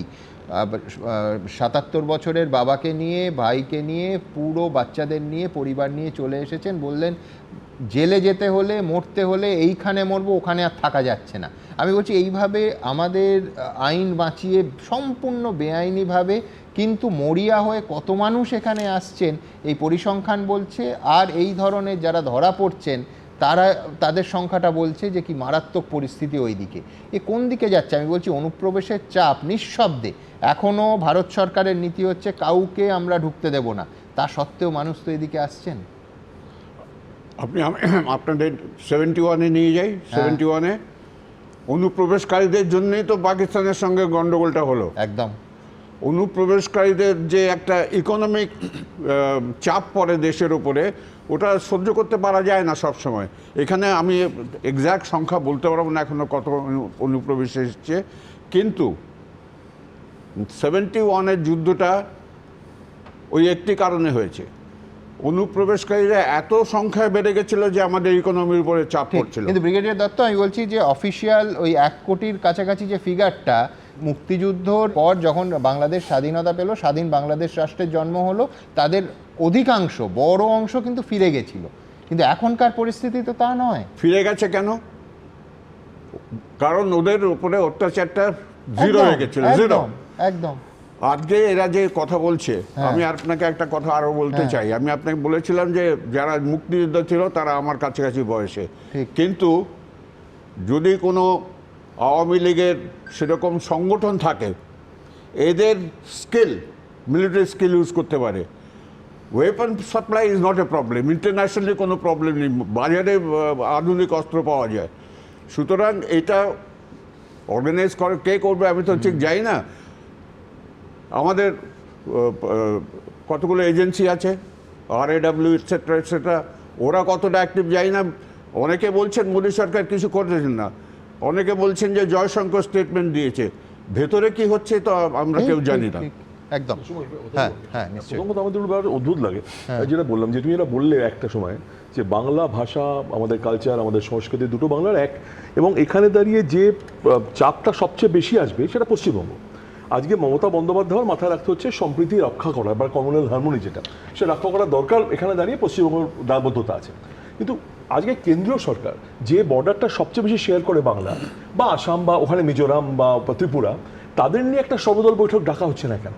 কেন বাংলার মুখ্যমন্ত্রীকে যেমন বিমলদা প্রথমে ফুৎকার উড়িয়ে দিলেন যে তৃণমূলের সাথে কি কথা বলবো, তারপরে বাংলার মুখ্যমন্ত্রীর এখানে দাঁড়িয়ে তার সাথে আলোচনা করা বা প্রধানমন্ত্রীর একবারও ডেকে পাঠানো যে বাংলাদেশের এই উদ্ভব পরিস্থিতির মধ্যে আপনার কি করণীয় বা আমরা বসে আলোচনা করি, সেই ভাষায় একবার উদাসীন কেন? কারণ কি? তৃণমূলকে এটা শেষ করি, এটা নিয়ে তৃণমূলকে গুরুত্ব দেওয়া উচিত কি উচিত নয় আমি সেটা বলিনি। আমি ইন্টারন্যাশনাল রিলেশনসের বিষয় নিয়ে তৃণমূলের অ্যাপ্রোচটাকে আমি খুব একটা গুরুত্ব দিই না। দ্বিতীয় কথা হচ্ছে যে আজকে যে কথাটা বললাম বা ব্রিগেডিয়ার সাহেব যে কথা বললেন সেটাও একটা দিক দিয়ে ঠিক, কিন্তু এটাও তো সত্যি যে আপনি যদি বর্ডারটা খুলে দেন না, বাংলাদেশে একদম ডেমোক্রেটিক ক্যারেক্টারটা চেঞ্জ হয়ে যাবে। কারণ যারা অত্যাচারিত তারা সেই অত্যাচার সামলে থাকতে পারবে না, তা বেরিয়ে চলে আসবে। এবং যারা লড়াই করতে চাইছে, বাংলাদেশে হিন্দুদের একটা নতুন বৈশিষ্ট্য এখন তৈরি হয়েছে, যার জন্য এই ফান্ডামেন্টালিস্ট বা র্যাবিড ফান্ডামেন্টালিস্ট এলিমেন্টগুলো, ইসলামিক ফান্ডামেন্টালগুলো ভয় পাচ্ছে। সেটা হচ্ছে হিন্দুরা রুখে দাঁড়িয়েছে, প্রতিবাদ করছে এবং এরা প্রতিরোধের কথা ভাবছে। চট্টগ্রামে বড় সমাবেশ হয়েছে, ঢাকায় হয়েছে, রংপুরে হচ্ছে। এইটা ভয় চিন্ময় কৃষ্ণের ওপর রাষ্ট্রের আঘাতের কারণ তো প্রতিবাদী। এই প্রতিবাদ 4 লক্ষ মানুষের জমায়েত হয়েছিল, যার ইদানিং কালে কোনো নজির নেই। আমি আসবো, কিন্তু তার আগে একদম, কিন্তু তার আগে আপনাদের দেখাবো যে যেভাবে ভারতকে একেবারে সাংবাদিক সম্মেলনে স্ত্রীর শাড়ি পরানো হচ্ছে এবং পরিষ্কার ভারতীয় পণ্য বয়কটের ডাক দেওয়া হচ্ছে। পাশাপাশি ভারতীয় পণ্য, সেটা কৃষিদ্রব্য, খাদ্যদ্রব্য, সব কিন্তু পৌঁছচ্ছে, ওদিক থেকেও আসছে। সুতরাং এইটার মধ্যে কেউ ভণ্ডামি দেখতে পারেন, কিন্তু আমরা অন্য কথা বলছি। বাংলাদেশের লোকেরা যুদ্ধ করবে আমাদের সঙ্গে, যুদ্ধে জখম হলে চিকিৎসাটা এখানেই করতে আসতে হবে। একদম, যুদ্ধে জখম হলে এখানেই তো চিকিৎসা হবে, এই রসিকতা চলছে।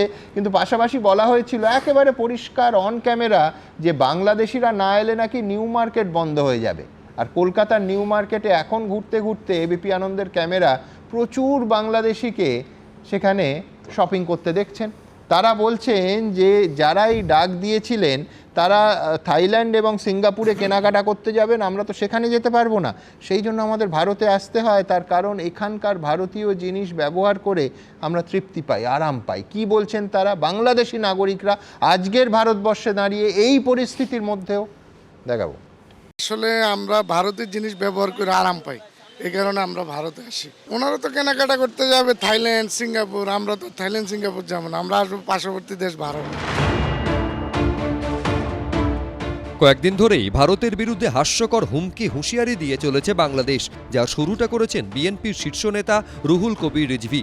কিন্তু ভারত তো দূরের কথা, বিএনপি নেতার কথায় সামান্য গুরুত্ব দিচ্ছেন না তাঁরই দেশ অর্থাৎ বাংলাদেশের নাগরিকরাই।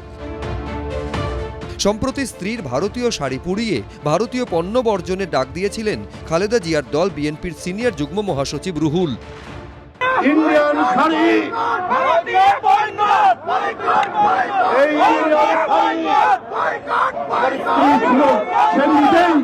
সেই নিজেই এই শাড়ি দিয়েছে, এইটা আজকে আপনাদের সামনে ছুঁড়ে ফেললাম। কিন্তু গুরুত্ব দেওয়া ছাড়ুন, তার কথা কানেই তুলছেন না বাংলাদেশের নাগরিকরা।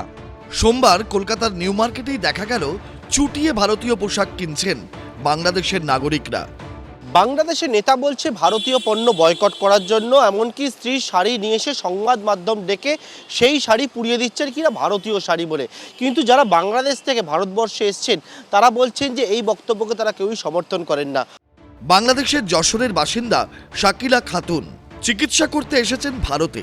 দক্ষিণ ভারতের ভেলোর থেকে ফিরে কলকাতায় ব্যস্ত শপিংয়ে। না না, অবশ্যই উচিত না, কারণ ইন্ডিয়াকে তো আমরা একটা ফ্রেন্ডলি দেশ হিসাবে চিনি, যেটা না কোনো ব্যাপার না, এরকম কোনো উচিত না এগুলো করা। রাজশাহীর বাসিন্দা লুৎফর রহমান এদেশে এসেছিলেন চিকিৎসা করাতে।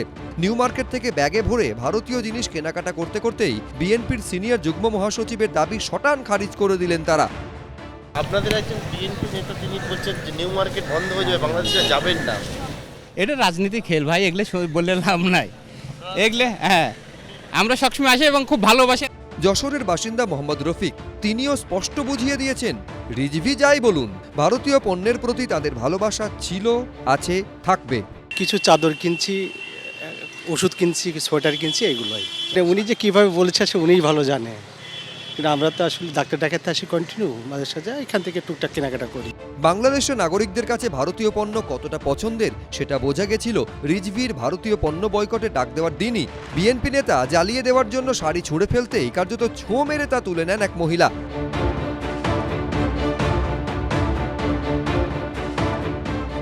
এবার কলকাতায় আসা বাংলাদেশের নাগরিকরা কার্যত বুঝিয়ে দিলেন রুহুল রিজভীর হুমকির কোনো প্রভাব বাংলাদেশেই নেই। তাহলে ভারত আর কি গুরুত্ব দেবে? আর এরই মধ্যে বাংলাদেশের পঞ্চগড়ের বাংলাবান্ধা স্থলবন্দর দিয়ে ভারত থেকে বাংলাদেশে গেল 100 টন আতপ চাল। উল্টো দিকে আখাউড়া স্থলবন্দর দিয়ে 172 টনেরও বেশি মাছ বাংলাদেশ থেকে ভারতে ঢুকেছে, যার আনুমানিক মূল্য 5 কোটি টাকারও বেশি। পার্থপ্রতিম ঘোষ, এবিপি আনন্দ। আমি স্বামী পরমাত্মানন্দের কাছে যাব। প্রথমে আপনাকে যে জানতে চাইবো সেটা হচ্ছে যে দেখুন, এতদিন ইসকনকে এইভাবে প্রকাশ্যে টার্গেট করা হচ্ছিল না, বলা হচ্ছিল যে ক্রিমিনাল কেস, একজন ইন্ডিভিজুয়াল, কিন্তু আড়ালে করা হচ্ছিল। গত 48 ঘন্টায় নতুন ডেভেলপমেন্ট যেটা, সেটা হচ্ছে ইসলামের কট্টরপন্থী এই প্রবক্তারা, একজনের নাম রফিকুল ইসলাম মাদানি, অন ক্যামেরা প্রকাশ্যে বলছেন যে ইসকনের পান্ডাগুলোকে কোপান, অস্ত্র হাতে নিতে হবে। আরেকজন, তিনিও একজন ধর্মীয় প্রবক্তা, এম সাবির বিন লোকমান, তিনি বলছেন যে ইসকনকে বাংলাদেশে নিষিদ্ধ করতে হবে, আস্তানা ভেঙে দিতে হবে, যারা রক্ষক যারা প্রোটেক্ট করবে তাদেরও চিরতরে মুছে দিতে হবে, সমাজে ক্যান্সারের মতো ইত্যাদি ইত্যাদি। এই প্রকাশ্য আক্রমণের পর বাংলাদেশের মাটিতে ইসকন বা এই ধরনের সংগঠনগুলো চালানো কতটা কঠিন এবং বিপজ্জনক বলে আপনার মনে হচ্ছে? বাংলাদেশের বর্তমান যা পরিস্থিতি, হিন্দুদের পক্ষে সেটা অত্যন্ত দুর্যোগপূর্ণ। আদৌ আগামী 5 বছর পর সেখানে হিন্দু মঠ, মন্দির, মিশন সেগুলো থাকতে পারবে কিনা, হিন্দু সন্ন্যাসীরা তাদের ধর্মের কথা গণতান্ত্রিকভাবে বলতে পারবে কিনা, এটা নিয়ে যথেষ্ট সন্দেহ আছে। ধর্ম এক জিনিস, তার পাশাপাশি একটা নতুন আইডিওলজি আসছে, তাকে আমি বলতে চাই ধর্মতন্ত্র, যেটা বাংলাদেশে ছড়িয়ে পড়ছে, ইসলামিক স্টেটগুলোতে ছড়িয়ে পড়ছে, যেটা মৌলবাদীদের মধ্যে ছড়িয়ে পড়ছে। সেটা হিন্দু মৌলবাদীও হতে পারে, ইসলাম মৌলবাদীও হতে পারে। মৌলবাদের মূল এজেন্ডাই হচ্ছে একটা তন্ত্রকে খাড়া করা, একটা ইজমকে খাড়া করা, এবং সেইটার মধ্যে দিয়ে মানুষকে পেষণ করা। ওখানে ঠিক সেই রকম ইসলামী ধর্মতন্ত্র ওরা কায়েম করতে চাইছে। এটাকে কোনো সভ্য মানুষ, কোনো সদ্বুদ্ধি সম্পন্ন মানুষ, কোনো মানবতাশীল মানুষ এটাকে মেনে নিতে পারে না। এটার বিরুদ্ধে আমাদের একজোট হওয়া উচিত। ওরা ইসকনকে খাড়া করেছে কেবল একটা হিন্দু প্রতিষ্ঠানকে সামনে রেখে হিন্দুত্বকে শেষ করে দেওয়ার জন্য। সেটা ইসকনের বদলে কালকে রামকৃষ্ণ মিশন হতে পারে, গৌরীয় মঠ হতে পারে, অন্যান্য সংস্থাও হতে পারে। আসল ওদের লক্ষ্য হচ্ছে হিন্দু হটাও, বাংলাদেশকে হিন্দু শূন্য করে দাও, হিন্দুর রক্তে রাঙিয়ে। ওখানকার এমন পরিস্থিতি যে ওখানকার বহু হিন্দু শিষ্য, আমার বহু শিষ্য সেখানে, তারা প্রতিদিন বলছে মহারাজ এখানে আর থাকা যাবে না, এখানে আর কিচ্ছু করা যাবে না। জমি যাদের বড় বড় জমি আছে, বড় বড় ফ্যাক্টরি আছে, তাদেরকে এসে বলছে যে দেখো 5 কোটি টাকার জমি, বলছে এখন 1 কোটি টাকা দিচ্ছি, 100 কোটি টাকা দিচ্ছি, এটা নিয়ে ওদের চলে যাও। পরবর্তীকালে বিনা পয়সায় দিয়ে চলে যেতে হবে, যে নয়তো ধান চাষ কর তোরা, তুলে নেবো আমরা। এ তো মানে স্লোগানের চেহারা নিচ্ছে। আমি বলছি খুব চমৎকার একটা শব্দবন্ধ ব্যবহার করেছেন পরমাত্মানন্দ, সেটা হচ্ছে ধর্মতন্ত্র। একেবারে মহারাজ যে কথাটা বললেন একবারে মানুষের কথা বললেন আর কি, এবং সেই জন্যই তো ভারতবর্ষ গণতান্ত্রিক দেশ, আমরা গণতন্ত্রের পক্ষে থাকি। দেখুন এই ধর্মতন্ত্রের মুশকিলটা কি হচ্ছে, এই ধর্মতন্ত্র পাশের দেশ তার যে ধর্মতন্ত্র, তার ফলে আজকে বিজেপির মুখে এই কথা নেই যে ও ইট বালি শিক্ষা রেশন কয়লা চাকরির পর এখন ললিপপ এলো, এই কথা আর বিজেপি বলছে না।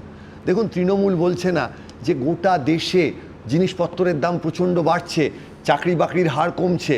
এই হচ্ছে ধর্মতন্ত্রের মুশকিল। অর্থাৎ একটা ছোট জায়গার ধর্মতন্ত্র মানুষের কথা ভুলিয়ে দিয়ে, আমাদের দৈনন্দিন জীবনের কথা ভুলিয়ে দিয়ে, গণতন্ত্রের কথা ভুলিয়ে দিয়ে, এবং রাষ্ট্রে যারা ক্ষমতায় আছেন, যাদের আধিপত্যবাদের বিরুদ্ধে আমরা লড়াই করি, যে কেন্দ্রেই হোক বা রাজ্যেই হোক, আমাদের দেশে যে গণতান্ত্রিক প্রেক্ষিত আছে তার কথা ভুলিয়ে দিয়ে পুরো ধর্মতন্ত্র নিয়ে আমাদের বেঁধে রেখেছে। এর বিরুদ্ধে লড়াই চলবে, বাংলাদেশের মানুষরাও বুঝবেন। এবং বাংলাদেশের সংখ্যালঘু কারা? শুধু কি হিন্দুরা? আজকে যারা আওয়ামী লীগের ভালো সমর্থক ছিলেন, যারা ভোট লুট করেননি হাসিনার মতো, তারাও আজ এই ধর্মতন্ত্রের চাপে পড়েছেন, এবং সেইখানে কিন্তু তারাও সংখ্যালঘু। একদম। আমি আসছি, কিন্তু তার আগে আরেকটা অত্যন্ত গুরুত্বপূর্ণ বিষয় আমার আসতে হবে, সেটা হচ্ছে তৃণমূল বিধায়ক এবং প্রাক্তন মন্ত্রী একসময় ওই মুর্শিদাবাদে মুসলমানরা 70% এবং বাকি 30%কে কেটে ভাগীরথীতে ভাসানোর কথা বলেছেন, কিন্তু সেই বিষয়টা এখনও পর্যন্ত তারপরে তিনি কোনো শাস্তি পেয়েছেন কিনা আমরা জানি না। অথচ তার পাল্টা কথা, যেটা আমরা এই স্টুডিওতেই তীব্র নিন্দা করেছিলাম মিঠুন চক্রবর্তী, সেই বক্তব্যের বিরুদ্ধে কিন্তু মামলা হয়েছে।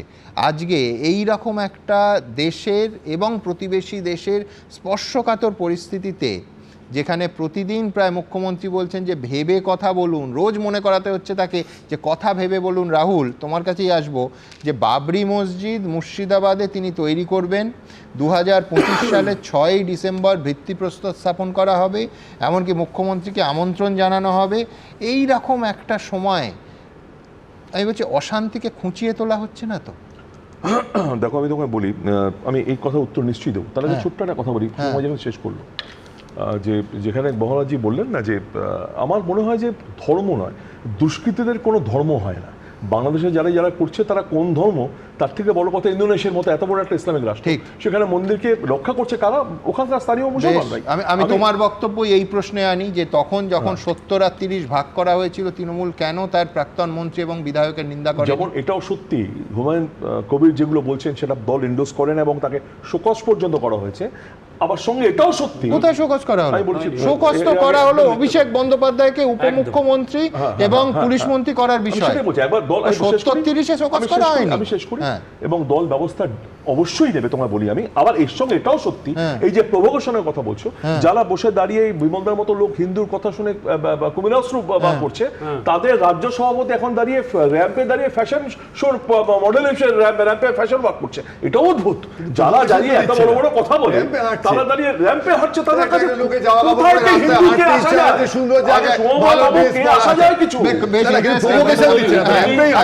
আমি যাব, কিন্তু তার আগে ঠিক কি বলেছেন আজকে তাই নতুন পরিকল্পনা বাবরি মসজিদ। এবার বাবরি শব্দটা বাবর থেকে এসছে, হুমায়ুন কি করে বাবরি মসজিদ করবেন সেটা অন্য প্রসঙ্গ, আমি আসবো, কিন্তু তার আগে কি বলেছেন তিনি দেখাবো। বাবরি মসজিদ তৈরি করা হবে। এবার হুমায়ুনের বাবরি মসজিদ, পশ্চিমবঙ্গে বাবরি তৈরি করতে চান তৃণমূল বিধায়ক হুমায়ুন কবির। মুর্শিদাবাদে 70% মুসলমানদের বাস, সেই জেলার বেলডাঙ্গাতে প্রায় 80% মুসলমানের বাস। সেই বেলডাঙ্গাকে কোনো একটা ল্যান্ড সংগ্রহ করে ভিত্তি স্থাপন করা হবে। 25-এ বলছেন ভিত্তি স্থাপন করবেন এবং 25-এ 6 ডিসেম্বর।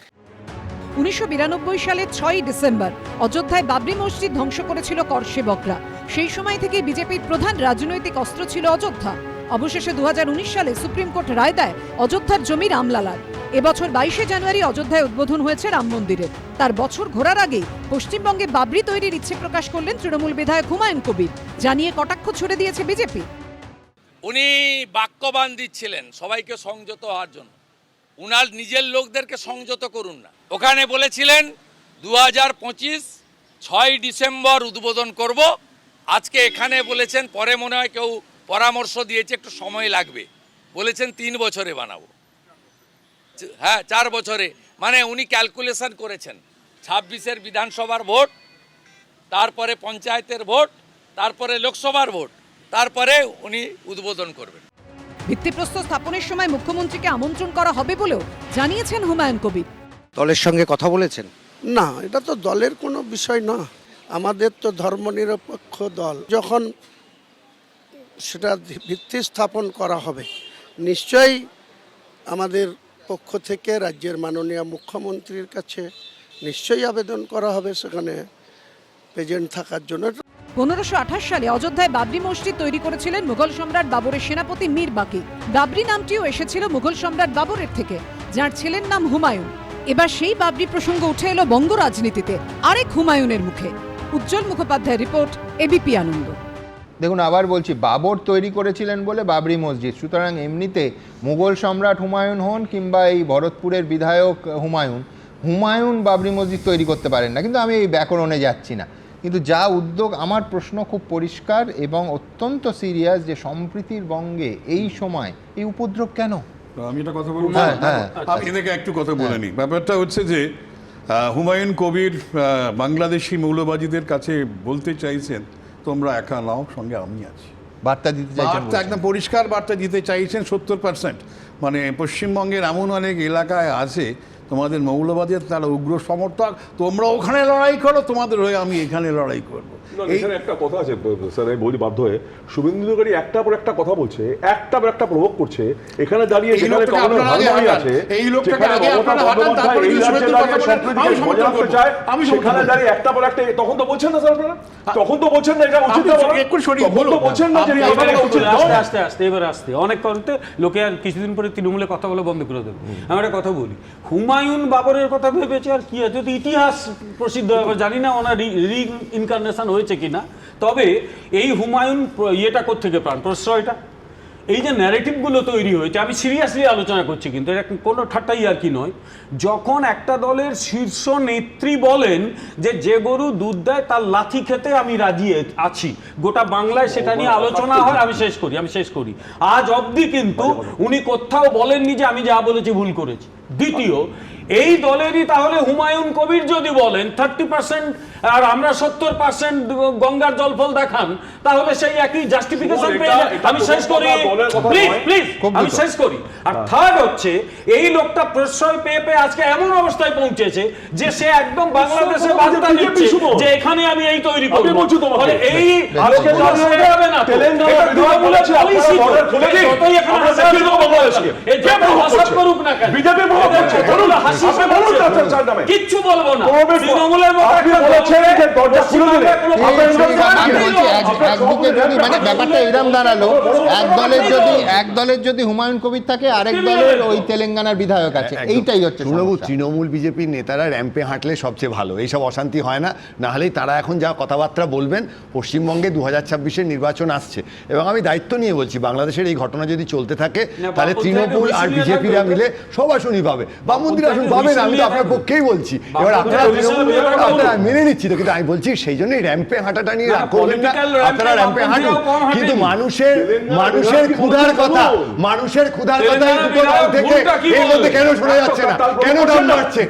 সাধারণ মানুষের উন্নতির কথা। আমি সাম্প্রতিক আপডেটটা দিই যে বিদেশ সচিব কথা হয়েছিল, তার আপডেট আপনাদের দিয়েছিলাম। মোহাম্মদ ইউনূসকে আমাদের ভারতের বিদেশ সচিব মিট করেছেন। একেবারে স্পষ্ট ভাষায় ভারতের এই উদ্বেগ, যেভাবে সংখ্যালঘুদের ওপর আক্রমণ নেমে আসছে এবং সাংস্কৃতিক এবং ধর্মীয় প্রতিষ্ঠানকে আঘাত করা হচ্ছে, একেবারে পরিষ্কার সেই উদ্বেগ মোহাম্মদ ইউনূসের কাছেও জানিয়েছেন ভারতের বিদেশ সচিব। ঠিক এইখান থেকে আমার পরের প্রতিবেদনে দেখাবো যে কালকে শেখ হাসিনা একাধিক বিষয় নিয়ে এই প্রথম আওয়ামী লীগের তার ভিডিও কনফারেন্স করলেন লন্ডনের সঙ্গে। কি বলেছেন দেখুন। সংখ্যালঘুদের হত্যা করা হয়েছে, তাদের বাড়িঘর লুটপাট, দরগা শরীফ, মন্দির, গির্জা, প্যাগোডা ধ্বংস করা হয়েছে। একটা ফ্যাসিস্ট সরকারের অধীনে বাংলাদেশের মানুষের মৌলিক অধিকার, বেঁচে থাকার অধিকার সবই হরণ করা হয়েছে। বাংলাদেশে হিন্দুদের ওপর হামলার ঘটনায় উদ্বিগ্ন ভারত সহ গোটা বিশ্ব, কিন্তু মোহাম্মদ ইউনূসের সরকারের চোখে কোনো হামলা, কোনো অত্যাচার, কোনো খুন, কোনো আগুন চোখেই পড়ছে না। এই আবহেই ফের একবার বাংলাদেশের সংখ্যালঘু হিন্দুদের পাশে দাঁড়িয়ে ইউনূস সরকারকে তুলোধনা করলেন শেখ হাসিনা। একজন সাধু চিন্ময় কৃষ্ণ দাস, তাকে গ্রেপ্তার করা হলো, কিন্তু তার পক্ষে আইনজীবী দাঁড়াতে পারবে না। এটা কোন ধরনের বিচার যে একজন আসামির পক্ষে আইনজীবী দাঁড়াতে পারবে না? যদি কোনো আসামি আইনজীবী না দিতে পারে তো এটা সরকারের দায়িত্ব আইনজীবী নিয়োগ দিয়ে দেওয়া, ন্যায় বিচারের স্বার্থে। বাংলাদেশে ন্যায় বিচার নাই। রবিবার লন্ডনে ছিল শেখ হাসিনার ভার্চুয়াল সমাবেশ। পূর্ব লন্ডনের ইমপ্রেশন ভেন্যু হলে এই সমাবেশের আয়োজন করে অগস্টে বাংলাদেশ থেকে ক্ষমতাচ্যুত আওয়ামী লীগ। ভার্চুয়াল এই সমাবেশে যোগ দেন আওয়ামী লীগের একাধিক নেতা, যাদের অনেকেই বাংলাদেশের মন্ত্রী, প্রতিমন্ত্রী, সংসদ ছিলেন। সেখানে শেখ হাসিনার বক্তব্যের ছত্রে ছত্রে নিশানায় ছিলেন মোহাম্মদ ইউনূস। মানুষের কথা বলার অধিকার নাই, ন্যায় বিচার পাওয়ার অধিকার নাই, মৌলিক অধিকার থেকে মানুষ বঞ্চিত, এটাই হচ্ছে সবচেয়ে দুঃখের। আজকেও যখন বাংলাদেশ অত্যন্ত একটা কঠিন সময়ের মধ্যে দিয়ে যাচ্ছে, একটা ফ্যাসিস্ট সরকারের অধীনে বাংলাদেশের মানুষের মৌলিক অধিকার, বেঁচে থাকার অধিকার সবই হরণ করা হয়েছে। সারা বাংলাদেশ জ্বলছে, প্রতিটি প্রতিষ্ঠান আগুনে পোড়ানো। সেই অবস্থায়ও প্রবাসীরা আজকে নির্যাতিত, নিপীড়িত মানুষের পাশে আছে।